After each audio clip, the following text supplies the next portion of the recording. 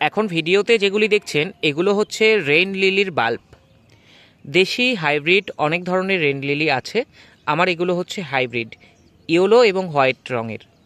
দেশি কিংবা হাইব্রিড যাই হোক না কেন, এই শীতের শেষে বা গরমের শুরুতে এই পুরনো টব থেকে তুলে রেইন লিলির বাল্বগুলোকে আবার নতুন মাটি তৈরি করে পুনরায় প্রতিস্থাপন করতে হবে, নইলে কিন্তু আগামী সিজনে আশানুরূপ ফুল পাবেন না।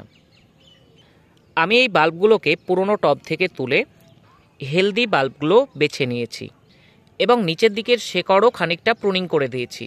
আপনাদের যদি রেইন লিলির এই ওপরের পাতা বা ওপরের শাখা প্রশাখাগুলো বেশি পুরনো বা ঝোপালো হয়ে যায়, তাহলে এই পাতাগুলো কেটে দিতে পারেন। রেইন লিলির জন্য মাটি আমি আগেই রেডি করে নিয়েছি বা মিক্স করে নিয়েছি। এখানে রয়েছে 60% দোআঁশ মাটি, 40% গোবর সার বা ভার্মি কম্পোস্ট, এছাড়াও রয়েছে 1 চামচ সরিষার খোলের গুঁড়ো, 1 চামচ হাড় গুঁড়ো, 1 চামচ শিং গুঁড়ো, 1 চামচ নিমখোল। এগুলো একসঙ্গে মিক্স করে টবে রেডি করে নিয়েছি।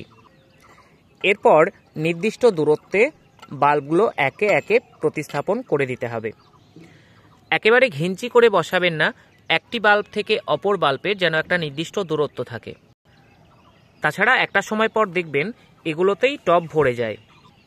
প্রথমেই যদি ঘিঞ্চি করে বসানো হয় তাহলে পরবর্তীতে বিস্তার করার আর জায়গা পাবে না। তারপর জল দিয়ে ফুল সানলাইটে রেখে দেব। আপনারাও আপনাদের বাগানের রেইন লিলিগুলিকে রিপোর্টিং করে পুনরায় নতুনভাবে প্রতিস্থাপন করুন। ভিডিওটি তাহলে এখানে শেষ করছি। পরবর্তীতে রেইন লিলির পরিচর্যা, খাবার দাবার প্রসঙ্গে অবশ্যই ভিডিও আসবে।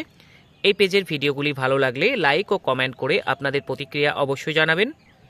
আর এই পেজ বা চ্যানেলটি ফলো বা সাবস্ক্রাইব এখনও না করে থাকলে প্লিজ ফলো বা সাবস্ক্রাইব করে সঙ্গে থাকুন। ধন্যবাদ, ভালো থাকবেন।